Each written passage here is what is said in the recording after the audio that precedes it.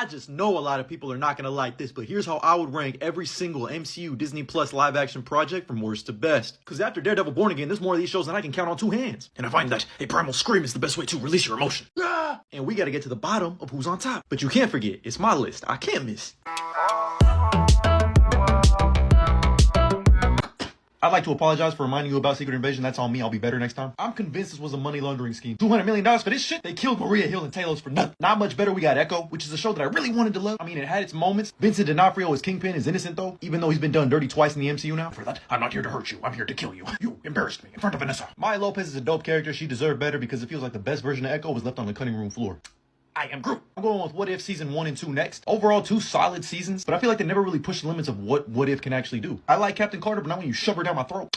What do you mean by that? Haha, you got me. I like She-Hulk. I don't care. I said it. I don't care. This show is actually fun. We ain't got an insecure bitch in here telling you it's bad every 5 seconds. It was a fun, lighthearted little sitcom. And I like the twerking scene. Hell, I loved it. I'll never understand people complaining about women twerking on the timeline. Shit, I prefer it. Plus, the show gave us Captain America. Fuck. Gotta go with Miss Marvel next. 2 words. Iman Vellani as Kamala Khan. But those first 2 episodes genuinely had some of the most creative camera work I've seen in a Disney Plus project. I love the relationship with their family. It's just those 2 middle episodes that didn't quite land for me. Next up, I got the Guardians Holiday Special. It's a Drax and Mantis spinoff with Kevin Bacon and banger Christmas songs. Nothing more needs to be said. Gotta go with Werewolf by Night next. I'm a huge fan of the classic Universal horror monster movies, and this gave me something completely different that I was not expecting from the MCU. The practical sets, the practical effects, the score, shout out to Michael Giacchino, but mainly shout out to Teddy because they gave us Man Thing. From there, I'm going with Agatha All Along. I was optimistic about this show, but I didn't think it was gonna be this good. It's funny, the show that a lot of people said should not even exist ended up being one of the better ones, giving us more depth with Agatha. Again, creative camera work, sets, the costumes, overall that nice feeling that WandaVision gave us.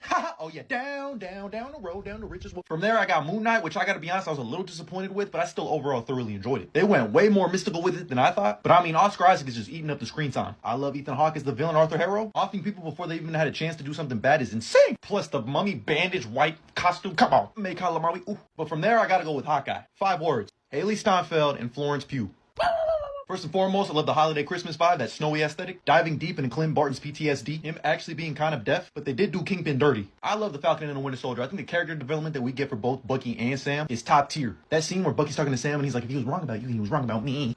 Chills. Plus Sam Wilson's journey to becoming Captain America, that's my Captain America. Woo! John Walker, one of the most interesting antagonists of all time. When he used the shield to decapitate someone, I was like, yeah. Plus the commentary on how black soldiers are mistreated by their own country that they fought for. I'm about to shed a tear thinking about that Isaiah Bradley scene. Oh, this shit means something to me. And I know, not number 1. I think WandaVision is one of the most creative things the MCU has ever done. The sitcom style was insane. And the grip this show had week to week on the cultural zeitgeist was insane. The discussion, the theories, Mephisto, the drama, the suspense, the emotional damage. The show was a big ass therapy session. Because what is grief if not love persevering? And it also gave us this, oh my god, I'm so grateful. But from there, we got our newcomer to the list in Daredevil Born Again, which is actually really impressive when you consider this season was a Frankenstein's monster of 2 different creative teams. While this might be my least favorite season of Daredevil, just like Daredevil season 2, its strongest aspects are Frank Castle. I loved all the Hector Ayala stuff. Obviously, Dex as Bullseye was a demon. Fisk and Vanessa's rekindling into the ultimate fucking power couple. Mine! And if anything, just for that conversation between Frank Castle and Matt Murdock about Foggy. He got life! And what about old Foggy?